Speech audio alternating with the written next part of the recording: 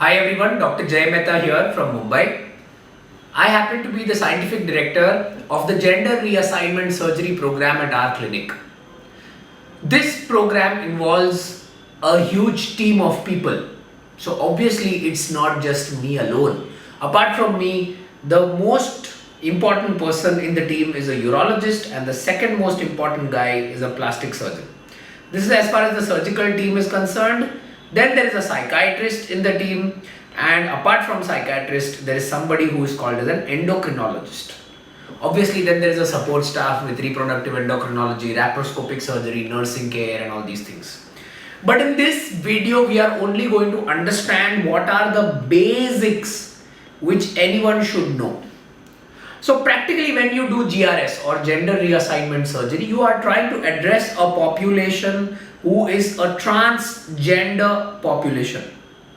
Now normally we would like to divide the transgender population as a transgender male or a transgender female, right? So what should you understand? What is the meaning of transgender male? What does this mean? Now this is essentially somebody who is born a female, okay, but identifies herself as a male, behaves as a male, wants characteristics as a male, that means wants the voice of a male, wants the appearance of a male, wants the attitude of a male, wants the hormones of a male and all such other things. Remember, whenever you are converting somebody from female to male, obviously there is a long phase involved. The first phase in any of these procedures is the phase of counseling. This is a very long phase. The second phase is the phase of a psychiatric clearance. This is again very important.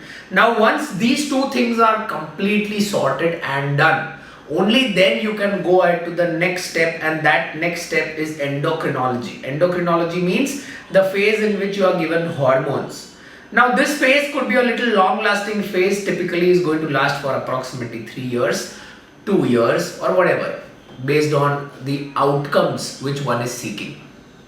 Exactly reverse of this is something called as transgender female, right? Now transgender female is somebody who is actually a male, who is born a male but identifies himself to be a female. In this conversion as well, in the conversion from male to female as well, you know, the steps, the first 3 steps are going to be absolutely the same.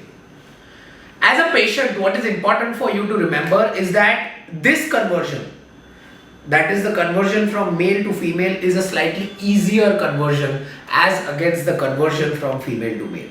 This is definitely the easier option.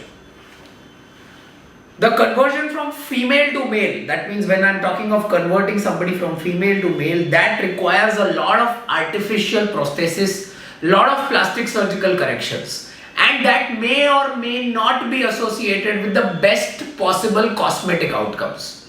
The cosmetic outcomes from male to female are absolutely excellent. There is absolutely no doubts about that. One can have a female vagina with the help of a sigmoid. One can have a lot of other things, artificial augmented breasts. So many other things can be possible when you are converting somebody from male to a female. There is a little issue as far as the body stature, the body structure and the voice is concerned. That thing can be slightly problematic, and that can be modified only a little and not massively. Obviously, if you undergo some vocal cord surgery, you may be able to modify that. Now, this is the absolute basics of gender reassignment surgery.